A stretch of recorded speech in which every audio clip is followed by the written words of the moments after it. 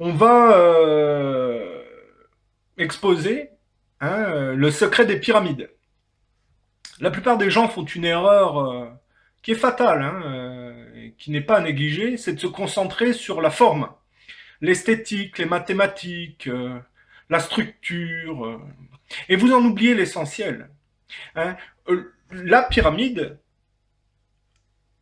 c'est un système qui place une élite au-dessus des masses. Quand on a besoin de dominer les autres, c'est que on reproduit, si vous voulez, en grandissant, le processus parent-enfant. Ça se retranspose sur le fait de dominer les gens qui sont désavantagés, naïfs, qui n'ont pas l'intelligence, ou ce genre de choses. Ça renvoie toujours, si vous voulez, au fait de ne pas avoir surmonté le complexe intergénérationnel ou la confrontation intergénérationnelle. Les pyramides, le système pyramidal, ça a été utilisé par de nombreuses civilisations. On peut parler de l'Amérique précolombienne, des Aztèques, des Mayas.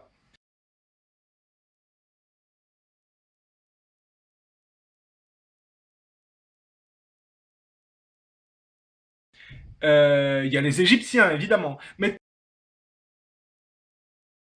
toutes ont la particularité, toutes ces civilisations ont la particularité de s'être à un moment donné adonnées à des sacrifices d'enfants, à des massacres de masse et à de la prédation interville, si vous voulez.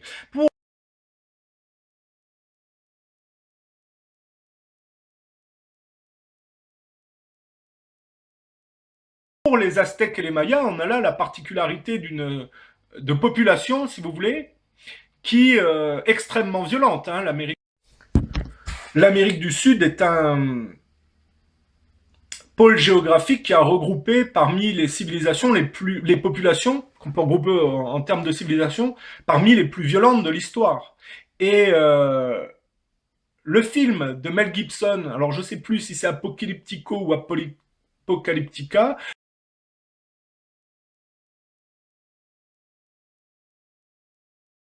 mais en tout cas met bien en relation le fait que ce genre de prédation, par effet de domino, vous met en relation avec d'autres prédateurs. Et c'est là que les conquistadors espagnols sont le parachèvement, si vous voulez, de la folie de compétition interville qui a précipité la chute notamment de ces populations.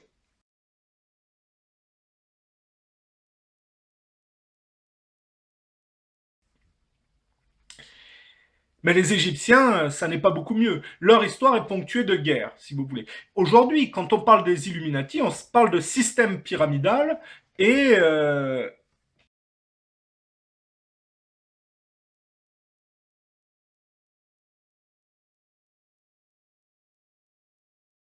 il y a toujours cette histoire de sacrifice d'enfants, de pédophilie, de rites sataniques.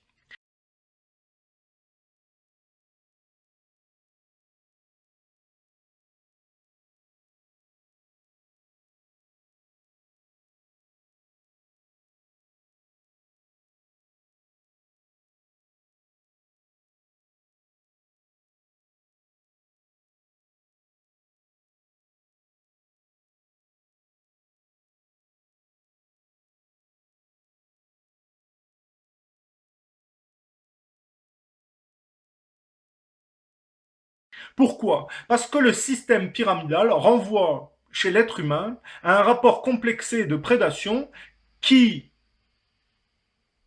a son origine dans le rapport intergénérationnel et le rapport parent-enfant. Quand vous grandissez, si vous avez été soumis par les anciennes générations, vous allez développer ce rapport, si vous voulez. Alors ça dépend. Il y a évidemment les gens qui sont soumis, puis il y a les gens qui cherchent à dominer. Les gens qui dominent ne sont pas forcément toujours les plus forts. Ça peut être uniquement les plus malins ou ceux qui ont le plus de facultés de duplicité, si vous voulez. Et vous regardez, si on prend les Égyptiens, on a la manifestation de gens qui s'enferment. Il y a toujours l'histoire des richesses, de l'or, dans toutes ces civilisations. Des gens qui s'enferment avec leur or dans un tombeau, bien souvent, pour les Égyptiens, c'est du sable. Ça renvoie à la futilité de la vie, si vous voulez. Les empires qui finissent par se désagréger dans le sable du désert, si vous voulez. On a là la manifestation de gens qui s'enferment avec leurs richesses dans des tombeaux avec leurs domestiques. On est loin de personnes qui, à leur mort, partagent les richesses avec des gens du peuple ou qui libèrent, si vous voulez, leurs domestiques.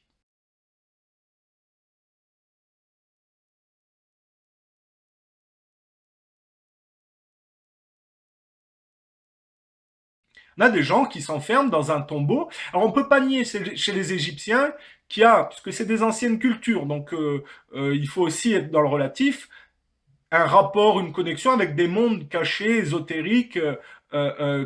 Tout n'est pas évidemment acheté. Mais enfin, c'est quand même la manifestation, si vous voulez, de la malédiction de l'humanité dans sa configuration prédatrice et pyramidale, si vous voulez. Et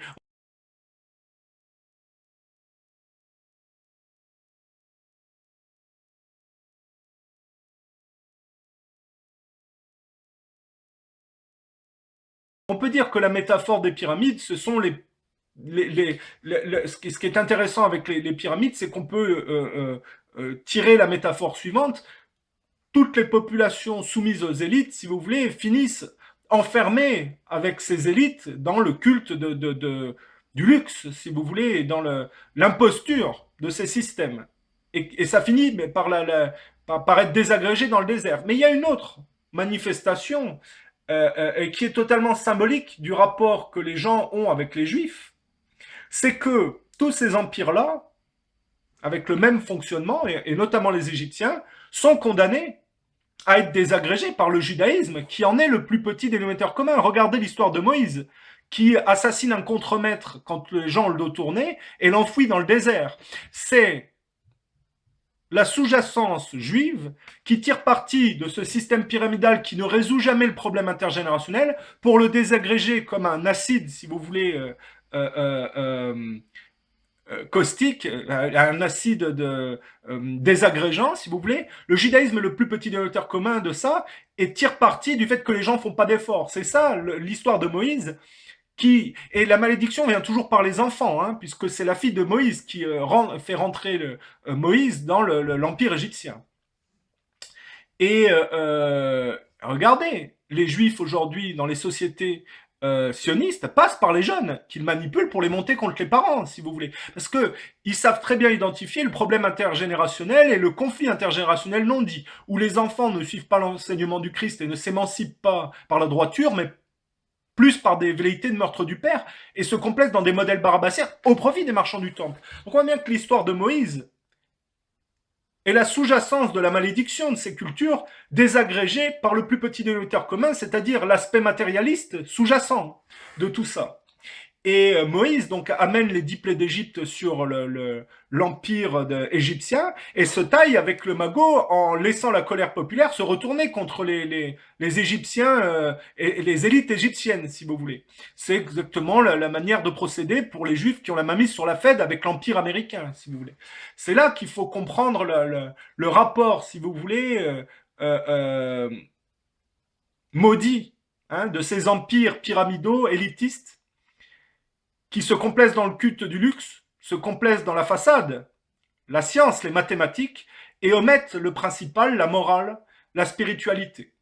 Ils sont condamnés, parce qu'on peut toujours dire oui, on peut toujours dire c'est de la faute des juifs. C'est un problème collectif de sous-jacence, et les juifs finalement ne sont que le plus petit dénominateur commun dégradant de tout ça, c'est-à-dire ils agissent comme un acide corrosif hein, sur les sociétés qui ne font pas d'efforts et qui se complaisent dans les apparences, puisqu'ils en sont le plus petit dénominateur commun. C'est pour ça que Moïse tire parti, si vous voulez, au profit de son peuple, de la superficialité des Égyptiens, hein, parce on voit bien que dans la narration de l'histoire de Moïse, on voit mal les Égyptiens, après avoir eu les 10 plaies d'Égypte, courir après les Juifs pour les couvrir de cadeaux. C'est un récit enrobé, si vous voulez, du fait que les Juifs tirent parti de la superficialité, de la complaisance dans le culte du luxe des autres, si vous voulez, pour faire leurs affaires, couler, si vous voulez, cette configuration, prendre ce qu'il y a à prendre et puis fuir, si vous voulez. Hein. C'est ça l'histoire de Moïse, si vous voulez. Hein.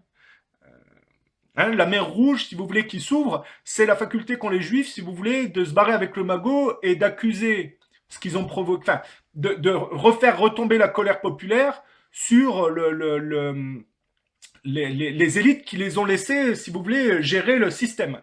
Hein, voilà.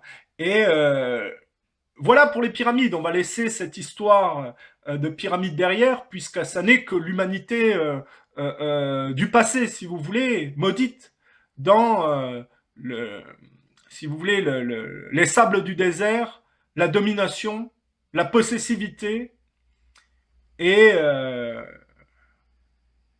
le culte des apparences. Voilà, ça c'est le secret des pyramides révélées. Et ceux qui vous disent que le secret des pyramides se trouve dans les mathématiques sont des fous qui creusent dans le mauvais sens. Le mythe de la caverne, si vous voulez.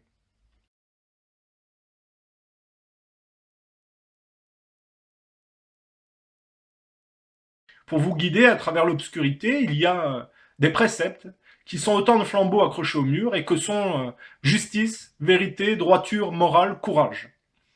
Et seule l'émancipation par la droiture et l'honnêteté vous permettront, si vous voulez, de vous extraire de ces tombeaux et des malédictions qui y sont accolées.